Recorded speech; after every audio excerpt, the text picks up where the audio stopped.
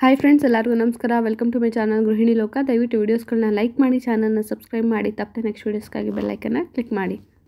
ವರಮಹಾಲಕ್ಷ್ಮಿ ಹಬ್ಬಕ್ಕೂ ಮುಂಚೆ ಬರುವಂಥ ಒಂದು ವಿಶೇಷವಾದ ಹಬ್ಬ ಅಂದರೆ ಭೀಮನ ಅಮಾವಾಸ್ಯೆ. ಈ ಹಬ್ಬವನ್ನು ಕೂಡ ನಾವು ವ್ರತವಾಗಿ ಆಚರಣೆ ಮಾಡ್ತೇವೆ. ಮದುವೆ ಆಗಿರುವಂಥ ಹೆಣ್ಮಕ್ಳು, ಮದುವೆ ಆಗದೇ ಇರುವಂಥ ಹೆಣ್ಮಕ್ಳು ಕೂಡ ಈ ವ್ರತವನ್ನು ಮಾಡ್ಬೋದು. ಇನ್ನು ಈ 2024ರಲ್ಲಿ ಭೀಮನ ಅಮಾವಾಸ್ಯೆ ಯಾವಾಗ ಬಂದಿದೆ, ಅಂದರೆ ಅಮಾವಾಸ್ಯೆ ತಿಥಿ ಟೈಮಿಂಗ್ಸ್ ಏನು, ಜೊತೆಗೆ ಈ ಒಂದು ವ್ರತವನ್ನು ಯಾವ ರೀತಿ ಮಾಡಬೇಕು, ವ್ರತದಲ್ಲಿ ಎಷ್ಟು ಎಳೆಯ ದಾರವನ್ನು ಕಟ್ಕೋಬೇಕು, ಗಂಡನ ಪಾದಪೂಜೆಯನ್ನು ಹೇಗೆ ಮಾಡಬೇಕಂತ ತಿಳಿಸ್ಕೊಡ್ತಾ ಇದ್ದೀನಿ. ಸೊ ವಿಡಿಯೋನ ಕೊನೆವರೆಗೂ ನೋಡಿ. ಮೊದಲಿಗೆ ಈ ಒಂದು 2024ರಲ್ಲಿ ಆ ಭೀಮನ ಅಮಾವಾಸ್ಯೆಯ ತಿಥಿ ಟೈಮಿಂಗ್ ಶುರುವಾಗ್ತಾ ಇರೋದು ಆಗಸ್ಟ್ 3ನೇ ತಾರೀಕು ಸಂಜೆ, ಅಂದರೆ ಒಂದು ಮಧ್ಯಾಹ್ನದ ಸಮಯ 3:42 ಅಮಾವಾಸ್ಯೆ ತಿಥಿ ಟೈಮಿಂಗ್ ಶುರುವಾದರೆ ಈ ಅಮಾವಾಸ್ಯೆ ತಿಥಿ ಟೈಮಿಂಗ್ಸ್ ಮುಗಿಯೋದು ಆಗಸ್ಟ್ 4 ಸಂಜೆ 4:40ಕ್ಕೆ ಮುಕ್ತಾಯ ಆಗ್ತಾ ಇದೆ. ಸೊ ಸೂರ್ಯೋದಯವನ್ನು ನಾವು ಗಣನೆಗೆ ತಗೊಳ್ಳೋದ್ರಿಂದ ಈ ಅಮಾವಾಸ್ಯೆಯನ್ನು, ಅಂದರೆ ಭೀಮನ ಅಮಾವಾಸ್ಯೆ ವ್ರತವನ್ನು ಯಾರೆಲ್ಲ ಮಾಡೋಕ್ಕೆ ಇಷ್ಟಪಡ್ತೀರಾ ಅವರು ಆಗಸ್ಟ್ 4 ಭಾನುವಾರ ಬೆಳಿಗ್ಗೆ ಈ ವ್ರತವನ್ನು ಮಾಡಬೇಕಾಗತ್ತೆ. ಮೊದಲಿಗೆ ಈ ವ್ರತವನ್ನು ಮಾಡೋದಕ್ಕೆ ನಮ್ಗೆ ಏನೆಲ್ಲ ವಸ್ತುಗಳು ಬೇಕಾಗುತ್ತೆ ಅಂದರೆ, ಒಂದು ಮರದ ಮಣೆ, 2 ಜೋಡಿ ದೀಪಗಳು, ಮತ್ತು ಗೆಜ್ಜೆ ವಸ್ತ್ರ, ಹೂವು, ಅರಿಶಿನ, ಕುಂಕುಮ, ಅಕ್ಷತೆ, ದೀಪ ಹಚ್ಚಲು ತುಪ್ಪ ಬೇಕಾಗುತ್ತೆ. ತುಪ್ಪ ದೀಪ ಹಚ್ಚೋದು ಒಳ್ಳೆಯದು. ಸೊ ಹಾಗಾಗಿ ಈಶ್ವರ ಮತ್ತು ಪಾರ್ವತಿ ಜೊತೆಗಿರುವಂಥ ಫೋಟೋ ಇದ್ದರೆ ಇಡಿ, ಇಲ್ಲಾಂದರೆ ವಿಗ್ರಹಗಳನ್ನ ಬಳಸ್ಬೋದು. ಜೊತೆಗೆ ನೈವೇದ್ಯ ಮಾಡಲು ಹಣ್ಣು, ಕಾಯಿ, ಗಡ್ಡಿ, ಕರ್ಪೂರ, ಈ ರೀತಿ ಮಂಗಳಾರತಿ ಮಾಡೋದಕ್ಕೆ, ಏಕಾರತಿ ಮಾಡೋದಕ್ಕೆ ಈ ರೀತಿ ಪೂಜಾ ವಸ್ತುಗಳು ನಮಗೆ ಬೇಕಾಗತ್ತೆ. ಈ ಪೂಜೆಯನ್ನು ನಾವು ಎಂದು ಮಾಡಬೇಕು, ಯಾವ ಸಮಯದಲ್ಲಿ ಮಾಡಬೇಕು ಅನ್ನೋದಾದರೆ ಆಗಸ್ಟ್ 4 ಭಾನುವಾರ ಬೆಳಿಗ್ಗೆ ನೀವು ವ್ರತವನ್ನು ಮಾಡಬೇಕಾಗತ್ತೆ. ಯಾವುದೇ ವ್ರತವನ್ನಾದರೂ ಸರಿ ಬೆಳಗ್ಗೆ ಒಂದು 6 ಗಂಟೆಯಿಂದ 7:30 ಒಳಗಡೆ ಅಥವಾ 8 ಗಂಟೆ ಒಳಗಡೆ ಮಾಡೋದು ತುಂಬ ಒಳ್ಳೆಯದು. ಅಂದರೆ ಬ್ರಾಹ್ಮಿ ಮುಹೂರ್ತದಲ್ಲಿ ಮಾಡ್ಬೋದು, ಬಟ್ ಎಲ್ಲರೂ ಗಂಡನ ಎಬ್ಬಿಸಿ ಆ ಟೈಮಲ್ಲಿ ವ್ರತವನ್ನು ಮಾಡಿ ಗಂಡನ ಪಾದಪೂಜೆ ಮಾಡೋದಕ್ಕೆ ಕಷ್ಟ ಆಗುತ್ತಲ್ವ. ಸೊ ಹಾಗಾಗಿ ಈ ಹೆಣ್ಣು ಮಕ್ಕಳು ಈ ವ್ರತವನ್ನು ಒಂದು ಬೆಳಿಗ್ಗೆ ಒಂದು 6 ಗಂಟೆಯಿಂದ 7:30 ಒಳಗಡೆ ನೀವು ಮಾಡ್ಕೊಳ್ಬೋದು. ತುಂಬ ಈಸಿ ಪ್ರೊಸೀಜರು, ತುಂಬ ಹೆಚ್ಚಾಗಿ ನಾವು ಏನು ಡೆಕೋರೇಷನ್ ಮಾಡಬೇಕಾದ ಅವಶ್ಯಕತೆ ಇಲ್ಲ. ಸೊ ಹಾಗಾಗಿ ಬೇಗ ಈ ಒಂದು ಅರ್ಧ ಗಂಟೆ ಒಳಗೆಲ್ಲ ಈ ಒಂದು ಪೂಜೆನ ನಾವು ಮಾಡ್ಕೊಳ್ಬೋದು. ಈ ಒಂದು ವ್ರತವನ್ನು ನೀವು ದೇವ್ರ ಮನೆ ಒಳಗೆ ಬೇಕಾದ್ರೂ ಮಾಡ್ಬೋದು, ಹಾಲಲ್ಲಿ ಬೇಕಾದ್ರೂ ಮಾಡ್ಬೋದು. ಆ ಒಂದು ಜಾಗವನ್ನು ನೀವೇನು ಮಾಡಿ ಸ್ವಲ್ಪ ಗಂಜಲ ಹಾಕಿ ಒರೆಸ್ಕೊಳ್ಳಿ. ಯಾಕಂದರೆ ನಾವು ಮಣೇನ ಇಟ್ಟು ಅದ್ರ ಮೇಲೆ ಕಂಬಗಳನ್ನ ಇಡಬೇಕಾಗತ್ತಲ್ಲ. ಸೊ ಹಾಗಾಗಿ ಆ ಒಂದು ಜಾಗವನ್ನು ಸ್ವಚ್ಛ ಮಾಡ್ಕೊಳ್ಳಿ. ತದನಂತರ ನೀವೇನು ಮಾಡಬೇಕಾದ್ರೂ ಯಾವುದಾದ್ರೂ ಒಂದು ರಂಗೋಲಿಯನ್ನು ನೀವು ಬಿಡಿಸ್ಬೇಕಾಗತ್ತೆ. ನೆಲದ ಮೇಲೆ ರಂಗೋಲಿನ ಬಿಡಿಸಿ ಅದು ರಂಗೋಲಿಯ ಮೇಲೆ ನೀವು ಮರದ ಮಣೆಯನ್ನು ಇಡಬೇಕು. ದಯವಿಟ್ಟು ಕಬ್ಬಿಣ, ಪ್ಲಾಸ್ಟಿಕ್ ಇದೆಲ್ಲ ಯಾವುದು ಬಳಸಬೇಡಿ, ಮರದ ಮಣೆಯನ್ನು ಇಡಿ. ಮರದ ಮಣೆಯನ್ನು ಇಟ್ಟ ಮೇಲೆ ನೀವೇನು ಮಾಡಿ, ಮರದ ಮಣೆಯನ್ನು ಕೂಡ ಸ್ವಚ್ಛ ಮಾಡಿರಬೇಕು. ತದನಂತರ ಮರದ ಮಣೆ ಮೇಲೆ ಒಂದು ರಂಗೋಲಿನ ಬಿಡಿಸಿ. ರಂಗೋಲಿ ಬಿಡಿಸಿದ ಮೇಲೆ ಅದ್ರ ಮೇಲೆ ನೀವು ಏನು ಮಾಡಬೇಕಾಗತ್ತೆ, ಒಂದು ವೈಟ್ ವಸ್ತ್ರವನ್ನು ಧರಿಸ್ಬೇಕಾಗತ್ತೆ. ವೈಟ್ ಕಲರ್ ಇದ್ದರೆ ವೈಟ್ ಕಲರ್ ಬಳಸಿ, ಯಾವುದಾದ್ರೂ ಒಂದು ಬ್ಲೌಸ್ ಪೀಸಸ್ ಇದ್ದರೆ ಅಥವಾ ಪಂಚೆ ಇದ್ದರೆ ಒಳ್ಳೆಯದು. ಪಂಚೆಯನ್ನು ನೀವು ಒಂದು ಮಣೆ ಮೇಲೆ ನೀವು ಹಾಕಿ. ತದನಂತರ ನೀವೇನು ಮಾಡಬೇಕಾಗತ್ತೆ, ಒಂದು ಸ್ಟೀಲ್ ಪ್ಲೇಟಲ್ಲ, ಕ್ಷಮಿಸಿ, ಒಂದು ಬೆಳ್ಳಿ ಪ್ಲೇಟು ಅಥವಾ ತಾಮ್ರ, ಇದು ಕಂಚು ಯಾವುದಾದ್ರು ಒಂದು ಪ್ಲೇಟ್ ತೊಗೊಳ್ಳಿ. ಅಥವಾ ಪ್ಲೇಟ್ ಇಲ್ಲ ಅಂದರೆ ನಿಮ್ಮ ಮನೆಯಲ್ಲಿ ಬಾಳೆ ಎಲೆ ಇದ್ದರೂ ತೊಂದರೆ ಇಲ್ಲ, ಬಾಳೆ ಎಲೆನ ಹಿಡಿ. ಬಾಳೆ ಎಲೆ ಮೇಲೆ ನೀವು ಒಂದು 3 ಹಿಡಿಯಷ್ಟು ಅಕ್ಕಿನ ಹಾಕಿ ಅಥವಾ 5 ಹಿಡಿಯಷ್ಟು ಅಕ್ಕಿನ ಹಾಕಿ, ಅಕ್ಕಿನ ಹರಡಿ ಪೂರ್ತಿ ಒಂದು ಚಪ್ಪಟೆ ಆಕಾರದಲ್ಲಿ ನೀವು ಹರಡಿ, ಅಕ್ಕಿನ ಹರಡಿದ ಮೇಲೆ ಅದ್ರ ಮೇಲೆ ಸ್ವಲ್ಪ ಅರಿಶಿನ ಕುಂಕುಮವನ್ನು ಹಾಕಿ, ನಂತರ ನೀವೇನು ಮಾಡಬೇಕು, ಒಂದು ಫೋಟೋವನ್ನು ಇಡಬೇಕಾಗತ್ತೆ. ಶಿವ ಪಾರ್ವತಿ ಒಟ್ಟಿಗೆ ಇರೋ ಫೋಟೋವನ್ನು ಇಡಿ. ಅದಕ್ಕೂ ಅರಿಶಿನ ಕುಂಕುಮ ಗೆಜ್ಜೆ ವಸ್ತ್ರವನ್ನು ಹಾಕಿ, ಹೂವು ಹಾಕಿ ಅಲಂಕಾರ ಮಾಡಿ. ತದನಂತರ ಆ ಫೋಟೋ ಮುಂದೆ ನೀವು ಜೋಡಿ ದೀಪಗಳನ್ನ ಇಡಬೇಕು. ದೀಪಾಳೆ ಕಂಬ ಅಂತ ಹೇಳ್ತೀವಲ್ವ, ಕಂಬದ ದೀಪಗಳು ಅದಿದ್ದರೆ ತುಂಬ ಒಳ್ಳೆಯದು. ಸಣ್ಣ ದೀಪಗಳಿಗಿಂತ ಇದು ದೀಪಸ್ತಂಭ ಅಮಾವಾಸ್ಯೆ ಆಗಿರುತ್ತೆ. ಸೊ ಈ ದೀಪಸ್ತಂಭನೇ ಇದಕ್ಕೆ ತುಂಬ ಇಂಪಾರ್ಟೆಂಟ್ ಆಗಿರೋದ್ರಿಂದ ಕಂಬದ ದೀಪಗಳನ್ನ ನೀವು ಈ ಪೂಜೆಯಲ್ಲಿ ಬಳಸೋದು ಒಳ್ಳೆಯದು. ಅದು ಚಿಕ್ಕದಾಗಿರ್ಬೋದು, ದೊಡ್ಡದಾಗಿರ್ಬೋದು, ಬಟ್ ಮಧ್ಯದಲ್ಲಿ ಸ್ವಲ್ಪ ಕಂಬದ ಥರ ಇರಬೇಕು. ಆ ರೀತಿಯಾದ ಜೋಡಿ ದೀಪಗಳನ್ನ ಇಡಿ. ಜೋಡಿ ದೀಪವನ್ನು ಇಟ್ಟು ಅದಕ್ಕೆ ಅರಿಶಿನ ಕುಂಕುಮ ಹಾಕಿ, ತುಪ್ಪವನ್ನು ಹಾಕಿ, ಬತ್ತಿಯನ್ನು ಹಾಕಿ ಹಚ್ಚೋದಕ್ಕೆ, ಅಂದರೆ ದೀಪವನ್ನು ಬೆಳಗೋದಕ್ಕೆ ರೆಡಿ ಮಾಡಿ. ತದನಂತರ ಕಂಬಗಳಿಗೆ ಹೂವನ್ನ ಸುತ್ತಾದಮೇಲೆ 2 ದೀಪಕಂಬವನ್ನು ಸೇರಿಸಿ ನೀವು ಗೆಜ್ಜೆ ವಸ್ತ್ರವನ್ನು ಧರಿಸ್ಬೇಕಾಗತ್ತೆ. ಅಂದರೆ ಈ ದೀಪಕಂಬಕ್ಕೆ ಒಂದು ದಿನ ಹಾಕಿದ್ರೆ ಇನ್ನೊಂದು ದೀಪಕಂಬಕ್ಕೆ ಇನ್ನೊಂದು ದಿನ ಹಾಕಿದ್ರೆ, ನೋಡಿ ಪಿಕ್ಚರಲ್ಲಿ ನೋಡಿದ್ರೆ ಗೊತ್ತಾಗುತ್ತೆ. ಆ ರೀತಿ ಗೆಜ್ಜೆ ವಸ್ತ್ರವನ್ನು ನೀವು ಒಂದು 2 ಎಳೆ 5 ಎಳೆ ಆ ರೀತಿಯಾಗಿ ನೀವು ಹಾಕ್ಬೋದು. ಅದಾದ ನಂತರ ನೀವೇನು ಮಾಡಬೇಕು, ಒಂದು ಚಿಪ್ ಬಾಳೆಹಣ್ಣನ್ನು ಇಡಿ, ಒಂದು ತೆಂಗಿನಕಾಯಿನ ಪೂಜೆಗೆ ಇಡಿ.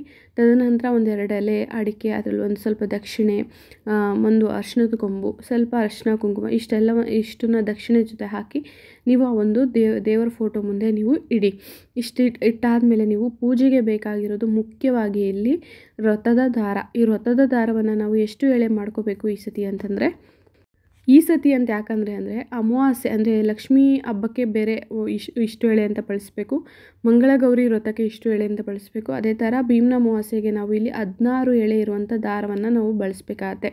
16 ದಾರ ಬರಬೇಕು. ಅದನ್ನು ನೀವು ಕಟ್ ಮಾಡಿಕೊಂಡು 16 ದಾರವನ್ನು ನೀವು 16 ಎಳೆ ಇರುವಂಥ ದಾರವನ್ನು ನೀವು ಚೆನ್ನಾಗಿ ಒರೆಸ್ತು ಅದಕ್ಕೆ ಅರಿಶಿನ ಹಚ್ಚಿ ನೀವು ಅದಕ್ಕೆ ಸ್ವಲ್ಪ ಒಂದು ಹೂವನ್ನ ಕಟ್ಬಿಟ್ಟು ಆ ಒಂದು ದಾರವನ್ನು ನೀವು ದೇವ್ರ ಫೋಟೋ ಮುಂದೆ ಇಡಬೇಕು. ಈ ದಾರ ಮುಖ್ಯವಾಗಿ ಈ ವ್ರತದಲ್ಲಿ ಬೇಕಾಗುತ್ತೆ. ಸೊ ಈ 16 ಎಳೆ ದಾರವನ್ನು ಮೊದಲೇ ನೀವು ರೆಡಿ ಮಾಡಿಕೊಂಡು ಆ ಈ ದೇವರ ಮುಂದೆ ಇಡ್ಬೋದು. ಕಳಸವನ್ನು ಬಳಸಬೇಕಾಗಂತ ಇಲ್ಲ, ಬರೀ ಫೋಟೋವನ್ನು ಇಟ್ಟು ಅದ್ರ ಮುಂದೆ ದೀಪಕಂಬಗಳನ್ನ ಇಟ್ಟು ಇದು ಮಾಡಿ. ತದನಂತರ ಆ ದೀಪಕಂಬಗಳ ನಡುವೆ ಒಂದು ಪುಟ್ಟದಾದ ಪ್ಲೇಟ್ನ ಇಡಿ ಅಥವಾ ಒಂದು 2 ವೀಳ್ಯದೆಲೆಯನ್ನು ಇಟ್ಟು ಅದ್ರ ಮೇಲೆ ನೀವು ಶಿವನ ಇದು ಲಿಂಗ ಇದ್ದರೆ ತುಂಬ ಒಳ್ಳೆಯದು, ಲಿಂಗವನ್ನು ಇಡಿ.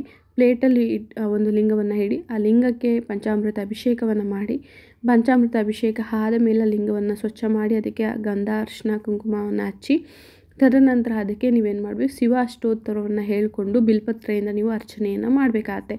ಶಿವನಿಗೆ ಬಿಲ್ವಪತ್ರೆಯಿಂದ ಅರ್ಚನೆ ಮಾಡಬೇಕು ಅಥವಾ ಬಿಡಿ ಹೂಗಳಿಂದ ಅರ್ಚನೆ ಮಾಡಬೇಕು. ಕುಂಕುಮ ಅರಿಶಿನ ಕುಂಕುಮ ಇದು ಯಾವುದ್ರೂ ನೀವು ಅರ್ಚನೆಗೆ ಬಳಸಬಾರ್ದು, ಅಥವಾ ಅಕ್ಷತೆಯಿಂದ ನೀವು ಅರ್ಚನೆಯನ್ನು ಮಾಡ್ಬೋದು.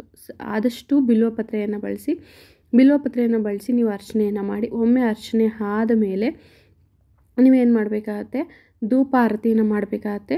ಧೂಪ ಆರತಿ ಆದ ಮೇಲೆ ನೀವು ನೈವೇದ್ಯವನ್ನು ಮಾಡಿಬಿಟ್ಟು ತದನಂತರ ನೀವು ಮಹಾಮಂಗಳಾರತಿನ ಮಾಡಿ. ಮಹಾಮಂಗಳಾರತಿ ಎಲ್ಲ ಆದಮೇಲೆ ನೀವೇನು ಮಾಡಬೇಕು, ಗಂಡನ ಕೈಯಿಂದ ಆ ದಾರವನ್ನು ಏನು ಇಟ್ಟಿರ್ತೀರ ದೇವರ ಮುಂದೆ ಆ ದಾರವನ್ನು ನಿಮ್ಮ ಕೈಗೆ ಕಟ್ಟಿಸ್ಕೊಳ್ಳಿ, ಬಲಗೈಗೆ ಕಟ್ಟಿಸ್ಕೊಂಡು ಆದಮೇಲೆ ನೀವೇನು ಮಾಡಬೇಕು, ಗಂಡನನ್ನು ನೀವು ಒಂದು ಪೂರ್ವಾಭಿಮುಖವಾಗಿ ಕೂರಿಸಿ, ಪೂರ್ವ ಅಂದರೆ ಅವರು ಪೂರ್ವವನ್ನು ನೋಡ್ತಾ ಇರಬೇಕು, ಆ ರೀತಿ ಅವ್ರನ್ನ ಕೂರಿಸಿ ಏನು ಮಾಡಬೇಕು, ಅವರು ಕೂತಿರಬೇಕು, ನಿಂತಿರಬಾರ್ದು. ಪಾದಪೂಜೆ ಮಾಡಬೇಕಾದ್ರೆ ಅವರು ಕೂತ್ಕೊಂಡಿರಬೇಕು, ಪೂರ್ವಾಭಿಮುಖವಾಗಿ ಕೂರಿಸಿ.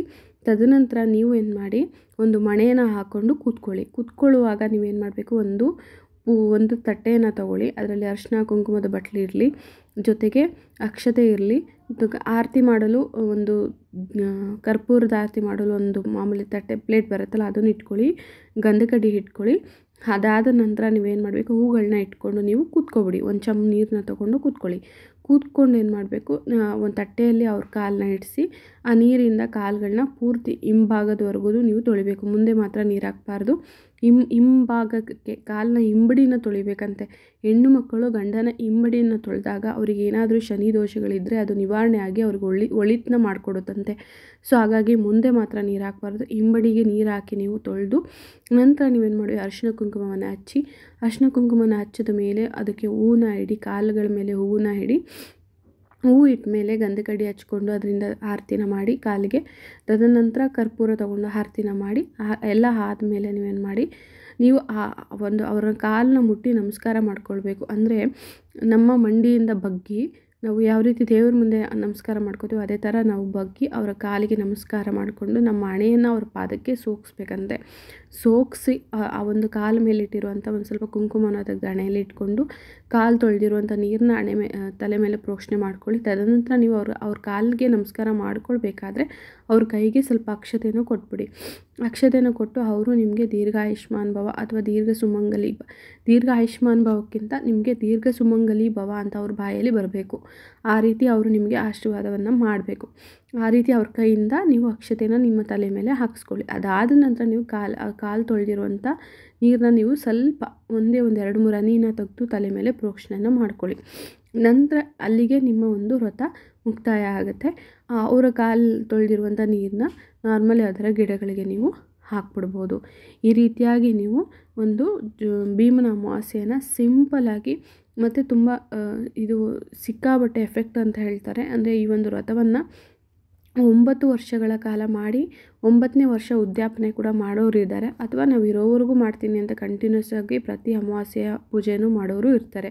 ನೀವು ವ್ರತವಾಗಿ ಮಾಡ್ತೀನಿ ಅಂದರೆ 9 ವರ್ಷ ಮಾಡಿ 9ನೇ ವರ್ಷ ಉದ್ಯಾಪನೆಯನ್ನು ಮಾಡಿ ಈ ವ್ರತವನ್ನು ನಿಲ್ಲಿಸ್ಬೇಕಾಗತ್ತೆ, ಅಥವಾ ಪ್ರತಿ ವರ್ಷ ಇದೇ ಪ್ರೊಸೀಜರ್ನ ನೀವು ಮಾಡಬೇಕಾಗತ್ತೆ. ಇನ್ನು ದೀಪಕಂಬ ಎಲ್ಲ ಅವನ್ನ ಯಾವಾಗ ತೆಗಿಬೇಕು ಅಂತಂದರೆ ನೀವು ಸೋಮವಾರ ಬೆಳಗ್ಗೆ ಅದನ್ನು 1 ದಿನದ ಮಟ್ಟಿಗೆ ಇಟ್ಟು ಸೋಮವಾರ ಬೆಳಗ್ಗೆ ನೀವು ಅದನ್ನು ವಿಸರ್ಜನೆ ಮಾಡಬೇಕಾಗತ್ತೆ. ನೋಡಿದ್ರಲ್ಲ, ಸಿಂಪಲಾಗಿ ಭೀಮನ ಅಮಾವಾಸ್ಯೆ ಯಾವ ರೀತಿ ಮಾಡೋದು ಅಂತ ತಿಳಿಸ್ಕೊಟ್ಟಿದ್ದೀನಿ. ಇದನ್ನು ಮದುವೆ ಆಗಿಲ್ಲ ಅನ್ನೋ ಹೆಣ್ಮಕ್ಳು ಕೂಡ ಮಾಡ್ಬೋದು. ಇಲ್ಲಿ ಅವ್ರಿಗೇನು ಸ್ಕಿಪ್ ಆಗುತ್ತೆ ಅಂದರೆ ಪಾದಪೂಜೆ ಇರೋದಿಲ್ಲ, ಮತ್ತು ವ್ರತದ ದಾರವನ್ನು ತಾಯಿ ಕೈಲಿ ಕಟ್ಟಿಸ್ಕೊಳ್ಬೇಕಾಗತ್ತೆ. ಮದುವೆ ಆಗಿರೋ ಹೆಣ್ಮಕ್ಳಿಗಿಂತ ಮದುವೆ ಆಗಬೇಕಾದ ಹೆಣ್ಮಕ್ಳಿಗೆ ಈ ವ್ರತ ತುಂಬ ಒಳ್ಳೆಯದು ಅಂತ ಹೇಳ್ತಾರೆ.